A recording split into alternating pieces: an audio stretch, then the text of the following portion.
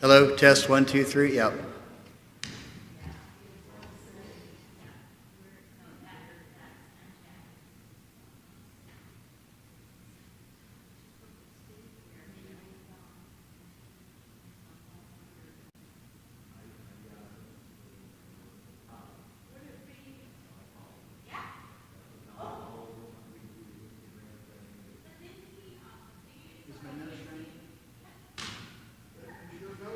Is my nose shiny?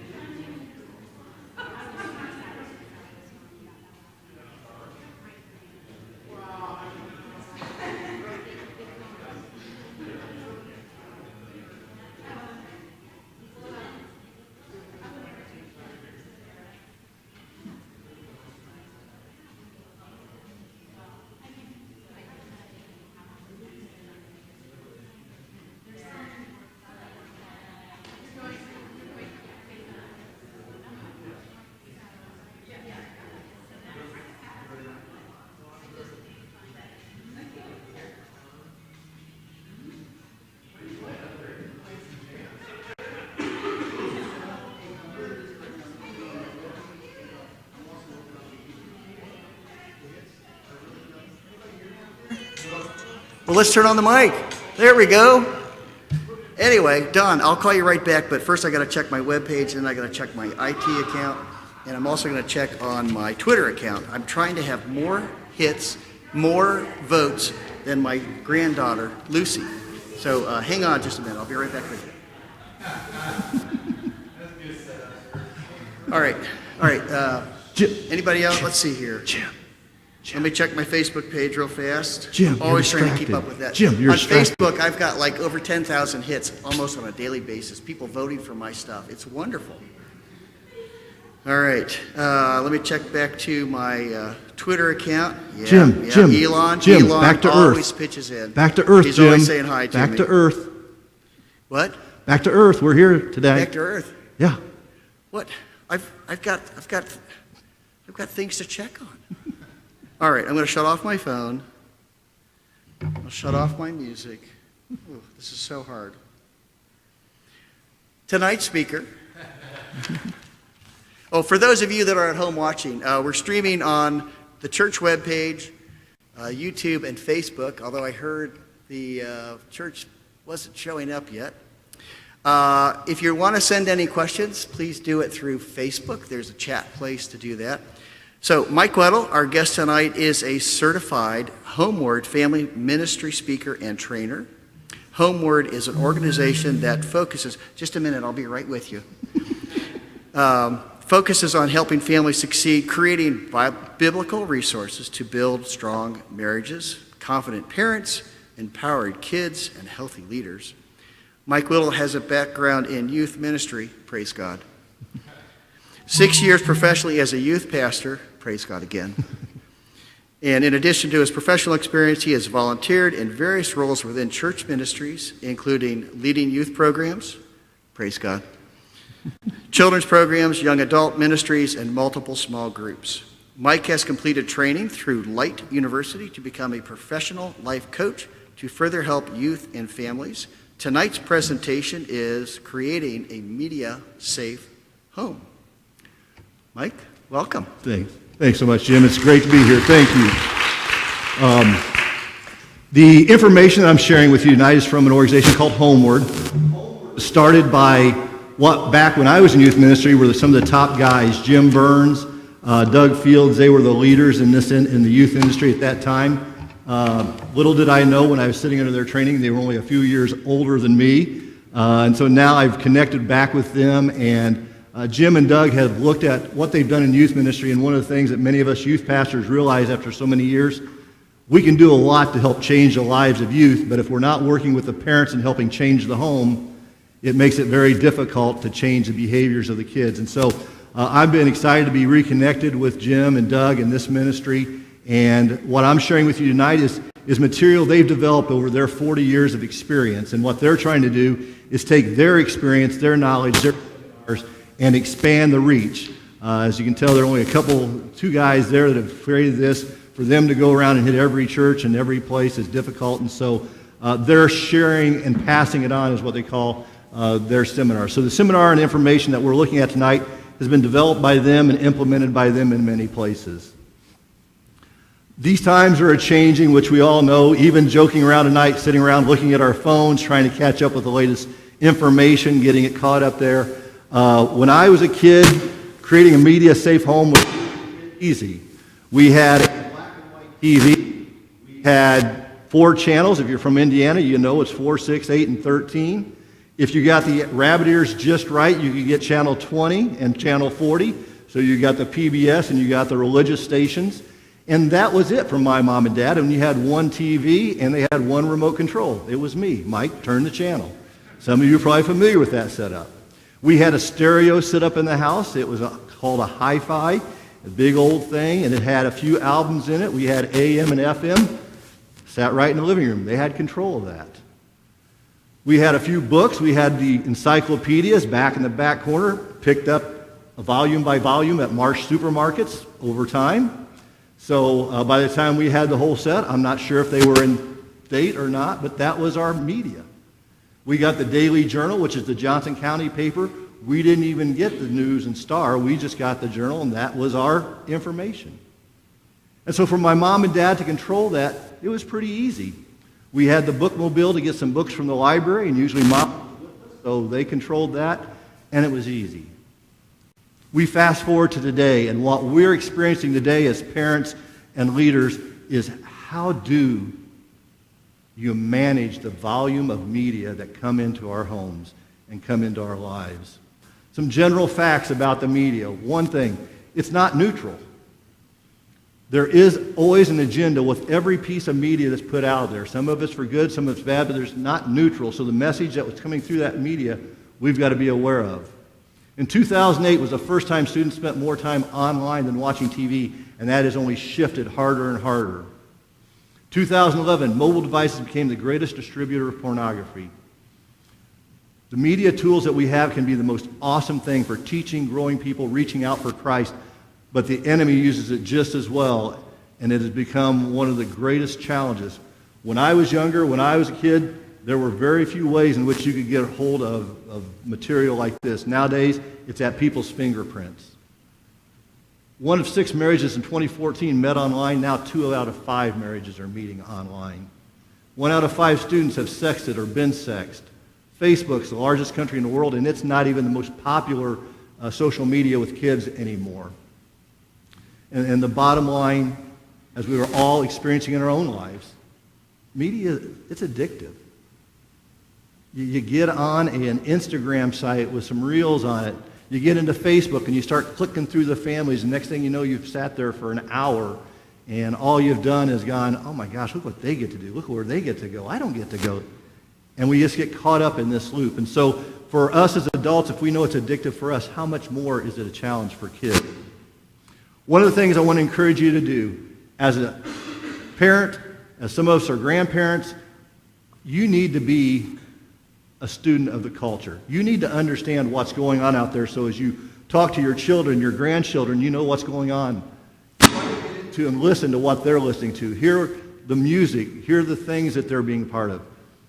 Watch what they watch. Find out what shows they want to watch. Find out what's going on. Even my adult daughters here, about 3 years ago, we had lived in Minnesota for 20 years. We moved back here to Indiana, and it was kind of awkward. My daughters were in college, but they came here and lived with us for the summer. We watched The Bachelor. Wouldn't normally flip it on, but I watched it so I could see what they were taking in. What they were seeing was interesting. We had great times of talking about why some of those people weren't so great and they wouldn't be great mates, but taking and watching what they watch. Read what they read. Find out where they're going, what they're doing, what sites they're wanting to be a part of, what books, what magazines. See what they see. You need not to be afraid to dive into their worlds and find out what's going on. We're in the middle of this technology crisis. It's overwhelming. So what should we be doing? 1, evaluate everything you see and hear. Every TV show, every documentary, every reality show, every piece of music, every video is trying to convey some message. It's been put out there for some reason. It's trying to influence you in some way. Take it, evaluate, try to find out what's going on. Look at your own behavior. And for me, this has become a big thing with parents. I was at the Mall of America a few years ago, and I'm watching a mom walk across the mall pushing a cart, or pushing a stroller, and her little 5 or 6-year-old kid's there going, Mom, Mom, Mom, and the whole time she's pushing the cart, looking at her phone. And I just wanted to say to her, it's like, you better pay attention now, because if you don't, you're going to lose his attention, or the behavior that he's going to do is going to be so outrageous to get your attention. As adults, we need to evaluate our attention. If we're telling our kids to get off their phones, are we sitting on the computer? Are we sitting in front of the TV? What is it that we may be doing that's setting that example and not paying attention, not being alert? So we need to examine our own behavior in so much of this that I'm going to be talking about tonight. Enter into a dialogue, not a monologue, with your kids. One of the things I've ran across, it's interesting, the last 2 to 3 weeks I keep running across this concept of the need that we need to have for curiosity. Sit down with your kids. Don't judge what they're doing. Ask questions. Find out what they're interested in. And if they tell you something that shocks you, don't immediately respond. Understand why it's attractive. Understand what's going on. Be curious to what's going on and why it's attractive. Find out what their friends are thinking. Find out what's going on. But be curious so that you can enter into a dialogue and talk to them about these issues. Develop boundaries and expectations. I think a lot of times we would say, create rules. I don't like the word rules. Boundaries create room for people to operate. And if they know the boundaries and where they can operate, we can show them what's outside those boundaries. So as you're talking to them, develop some boundaries. And that's what we're going to be doing tonight, is talking about some ways in which you can start to develop conversations and boundaries with your children and grandchildren. So one of the ways that Homeward has began to work with parents this way, and one of the things they found effective, is to develop contracts around different areas of media with your kids. I'm sorry. Can somebody hand these out? They're grouped together. In this little packet here, you'll have some examples of these items.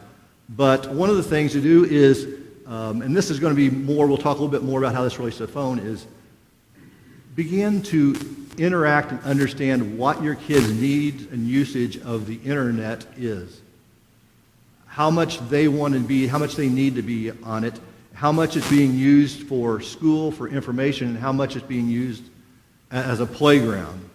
So one of the things you want to do is have conversations, again, dialogues about the internet usage. And in there's a packet we'll show you some ways in which you can set up some boundaries around that. What does a child need to do? What kind of hours do you want? This is especially important with younger children that are still using your iPad or on having screens. What are some of the boundaries around those screens that you need to develop? The danger for many of us, and it's not for bad reasons, but many times we find the screens, just as we would find TV or anything, convenient way to take our kids' attention so we can get something done. Because we're busy, we got things we need to do. What can we do to distract our child so we can get work done or do certain things? And we need to be careful not to make that our default babysitter. And so it's important that you start setting up, what are the boundaries we want to set up with our children? What are the number of hours that we will allow our children to use these? When do we shut it down? What are the apps? What are the activities that they can do on that? And so that becomes something that you need to discuss. It's something that you may need to discuss as a couple first before you address it with your children to make sure that you're on the same page of what you need. Music. Music's still incredibly impactful. We all grew up with it in our lives. I grew up in the generation where the church was moving in, different organizations, and they wanted to burn your music because it was bringing the devil in the house and all those type things. I don't know how much the devil was attached to some of this music, how much you had to worry about being taken in. But the music has lyrics, it has messages that it's delivering. And so you want to be sure you know the music that your kids are listening to. What is the message that it's doing? Many of the messages, many of the lyrics, and many of the words being used are unbelievable that we would have never experienced. I use Peloton bike, and I do a lot of their workouts, and I'm appalled at some of the music sometimes that they play and don't even think twice about the lyrics and the words being used in it. And those things are being just sent to our kids, and our kids are listening to it just as easily. Part of the music agreement may also depend upon what apps you're using. Find apps that allow you to control the music and control what's going on. I don't have the time or the resources to tell you every app out there. So you got Spotify, you got Apple Music, you got Pandora, and a whole lot of other different apps to use. Make sure the apps that you're using give you control of what your kids can and can't listen to. This is going to take some time. It's going to take some homework sometimes. But make sure you have control of what they have access to. And, of course, they're going to be sneaky and try things. And we're going to talk a little bit more in a little while about the phone and that. But it's important that you have tools and have the apps that allow you to have the control. And then, of course, TV and movies are still important, still a significant part. Where do and what will you allow your kids? What rating do you want and allow them to use? One of the resources I found very good that we've used, and it's been around for a long time, is commonsensemedia.org. And it's a great resource because they break down movies into every little aspect of what goes on, what happens. They talk about any nudity that's in the movie. They talk about any sexuality that's in the movie. They talk about the use of drugs and alcohol. They break it down so that you can look at it, and it's much better than simply an R, PG-13, PG ratings. And so use that tool to help you. But the agreement there helps you set up with the kids, what are the movies, what will we allow you to watch? Recently, one of my favorite comedians right now is a guy named Nate Bargatze. And at his most recent session, he told the story when he was a 12-year-old kid going to a party with his friends at a birthday party, an overnighter, and the mom broke out the movie they were going to watch that night, and it was Friday the 13th, and he boldly, good church kid, stood up and said, I don't think this is a very good idea for us to watch. And the mom kind of went, well, if you don't tell your mom about it, it's no big deal. And he said, well, it's too late for that because she's on her way. We need kids that know what the values and what the standards are and are willing to stand up and realize that. And one of the things we worked out with our children, our girls, was we had a code for them, whether it's movies or activities they didn't want to be a part of. We had a code that they would call up and say, Mom, I'm not feeling good, or I'm feeling sick. We didn't question that one bit. We knew if we got that call, we could get them out of there. So work with your kids to help them develop their own internal boundaries that will allow them to get out of situations like that, and that you'll help them out, and you won't judge them, you won't tell the other families what's going on, but you'll get your kids out of there so that they can do it. So creating these contracts are important to help set the boundaries and have those conversations. We have so many other forms. Right now, video games, and that one's just blown by me so fast, the video game world. But make sure you understand what's going on with the video games your kids are playing and working with. Many of the video games now, they play with friends around the world, and those friends have access to your kids through different means in the video games, and it's a very dangerous way for your kids to get contact with people you don't know anything about and you don't want near your kids. So make sure that if they're playing video games online, that you understand who has access to that, who they're connecting with, and what it's about. And then just the content of video games. The violence of so many of them. These shooting games where you're walking around, you're actually first person shooting at people. I'm just not sure what that's doing to our kids and what mentality that's putting into, but be aware of what that game is basically intrinsically teaching them about violence and other activities. We've hit those things. We'll hit videos on the phone. Cable TV. Who's still on cable? Who's now streaming? Yeah, the world is changing very rapidly. In the last 2 years, that has changed so rapidly. Make sure that the streaming services that you are getting involved in, that you have control of the content of those programs.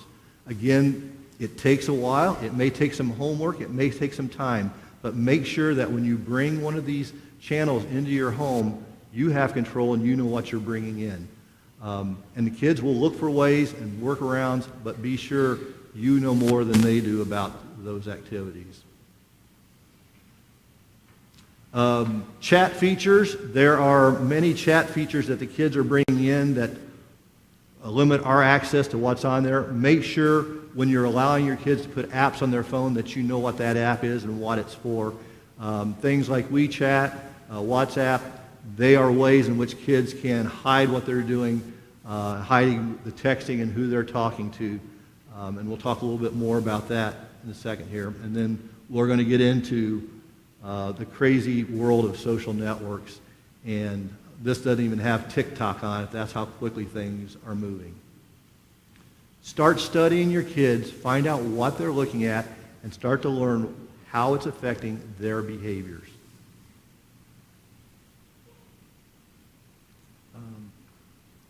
The research that these people are doing on our kids and how to reach them is unbelievable. I don't know, my wife's phone is set up differently than mine. We've still not figured out why. She's only got to mention a product, and all of a sudden she's got Facebook ads and other things for them. These people are doing everything they can to get you your kids, and they've created these algorithms that will get them into certain loops and focus them on things that we may not want any of our kids to be involved in So realize that this is very important, what we're talking about tonight, to be aware of this. Art is not neutral, so videos, and we've already hit that, is not a neutral thing. We know that. These phones and this connections are giving our kids, I think, a false sense of acceptance, companionship, and identification. They think if they get on there and they get on their Instagram and they get likes, and they get, and I was telling Jim, my mom gets on my daughter's Instagram and she votes for them. She doesn't call them likes. She thinks they're votes for the kids. So we need to understand, though, what our kids are getting out of that.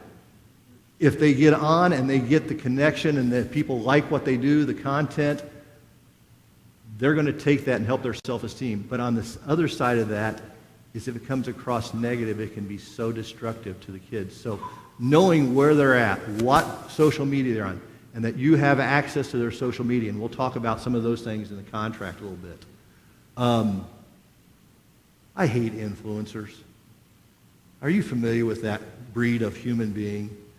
It's just the most obnoxious in the world. My daughter, who is an influencer, and my daughter went down for their bachelorette party, and they had to wait on her all the time because she got products, and she had to put them on and demonstrate her products. Just the most obnoxious thing. And yet, you ask a kid what they want to be, athlete, rapper, influencer are your top three answers so often. So we need to understand, what is it about that, and why do they worship these people? Why do they think these influencers are so important? Technology gives them the false sense of acceptance, companionship, but it actually begins to isolate. And I'm even seeing it in our interactions with adults, that you may be sitting with a few people and somebody will pull their phone out to check something, and next thing you know, they're down a little rabbit hole. And then somebody else pulls her out, and as adults, we're starting to even fall into that rat race a little bit. So realize what it does to a child. It isolates them from true interactions. And so anything you can do to work with your child to have them have friends, have people, and when they're over, putting the phones away and seeing if they can interact without that. And then the acting out the drama. What they see on so many of these sites, they think is normal life. They see an influencer and they think the fabulous life they're living, the fabulous things. Well, that's how people live, isn't it? One of the sites I've seen, the guy goes around interviewing kids, and he asks them how much the average person makes, and they're like 400, 500,000. It's like they have this total misunderstanding of the world because they've looked at it through this lens. So you want to look, how are these things affecting your child? Who is influencing your kids? Who do they find interesting? Some of you may be familiar with it. I forget the kid's name, but the one kid who opens toys and plays with them online and makes millions of dollars because kids want to watch him. Ryan, that kid. What a brat. When I was out in the field working, our organization works with the Department of Child Services, and for a while I was out in the field working with families. And this one little 3-year-old guy, he was totally enamored and fascinated, and that's what he wanted to do in his spare time, was watch some other kid play with the toys he didn't have. But this kid made a living off that. So who's influencing your kids? Maybe it's not toys. It could be something far more destructive. So you have really 3 approaches to how you're going to work through this. Many people are just simply overwhelmed. They put their head in the sand. They don't deal with it. They let their kids have it, and their attitude is, I can't stop them. They're going to do what they want to do. Second approach is the overprotective. Well, you can't have a cell phone. You can't have this. You can't do this. Or you can't go to this. Overprotective creates a rebellious heart in so many kids. We do need to protect our kids. We need to have boundaries. But our third step is learning how to discern and teaching them to become responsible with their media, which means we have to have open communication, open dialogue, and the ability for them to share with us what they're doing without us coming unglued. I'm going to take one little rabbit trail right here in my view of parenting. For so many parents, parenting is yelling and getting mad at your kids to get them to stop behaviors. And if that's what you're doing, that's not going to be effective. In this generation with this group of kids, you've got to be able to be shock-proof in some ways. You need to be able to hear them out. We had several occasions with my kids where they did something and got in trouble, and they expected mom and dad to freak out. We did something worse. We sat down in the living room on the couch and talked about it. Talk about freaking your kids out. But we had conversations. We talked about their behavior. We talked about corrections. And they learned that they got in trouble or if something went wrong, we weren't going to be the freak out people. We were going to be the people to have a conversation. Did it mean we still disciplined? Yeah, we still disciplined. But we tried to come up with reasonable plans and reasonable ways that would actually change their behavior, but also build trust with us as parents. I'm going to hit this really quick. This is a whole session that Homeward does, but we do a lot of training and talking to parents about training your kids and helping them with issues around their sexuality, around behaviors and stuff. We really focus around this. Do you not know your body